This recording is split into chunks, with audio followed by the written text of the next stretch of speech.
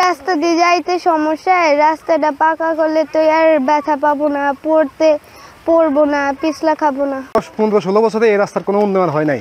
এখান দিয়ে school college পড়ুয়া ছাত্রছাত্রীরা এখান দিয়ে যাতায়াত করে, ওরা খুব কষ্ট যাতায়াত করতে হয় এবং এই অঞ্চলে কোনো অ্যাম্বুলেন্স আসে না। এই রাস্তা দিয়ে কোনো রুগী নেওয়া খুব কষ্টকর হয়ে যাচ্ছে। সেই জন্য স্কুলের ছাত্রছাত্রীদের জামা কাপড় এবং শরীর কাদায় আচ্ছন্ন থাকে, যার ফলে বাচ্চারা ঠিকমতো ক্লাস করতে পারে না।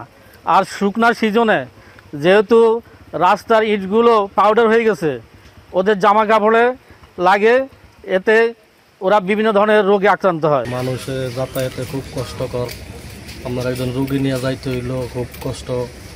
আমরা দেখা যায় গাড়ি দুদিন বেঁধে নষ্ট হয়ে যায়, কি অনেক মানুষের জায়গায় পড়ে আপনার হাত পাও ভাঙছে, মানে বিভিন্ন হয়রানি আর কি মানুষের। অন্তত সরকারে যদি রাস্তাটা যদি করে দেয়।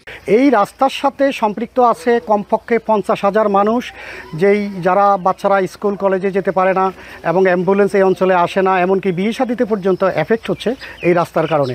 এই রাস্তায় প্রতিদিনই পরিবহনে কোনো না কোনোভাবে দুর্ঘটনার শিকার হচ্ছে বিভিন্ন অটো এবং ট্রাক এবং আপনার রিক্সা এবং মোটরসাইকেল সহ।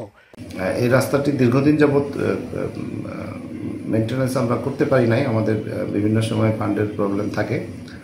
তো সাধারণত উপজেলা রোড এবং ইউনিয়ন রোডগুলি আগে বাস্তবায়ন করার পরে আমরা ভিলেজ রোডগুলি বাস্তবায়ন করি। তো সেক্ষেত্রে এই রাস্তাটি গুরুত্ব বিবেচনা করে আমরা অনতিবিলম্বে এইটার প্রাক্কলন প্রস্তুত করে আমরা অনুমোদনের ব্যবস্থা করব এবং টেন্ডার গ্রহণ করার চেষ্টা করব অতি দ্রুত। আমাদের মেনটেন্যান্স প্রোগ্রাম সামনেই শুরু হবে। এই জুলাই মাসে আমাদের মেনটেন্যান্স প্রোগ্রাম অলরেডি শুরু হয়ে গিয়েছে। আমরা এখন এস্টিমেট অলরেডি সারা জেলার জন্য আমরা এস্টিমেট তৈরি করার কাজ শুরু করেছি এবং আশা করছি 2-3 মাসের মধ্যে আমরা এর কাঙ্ক্ষিত অগ্রগতি আপনারা দেখতে পাবেন।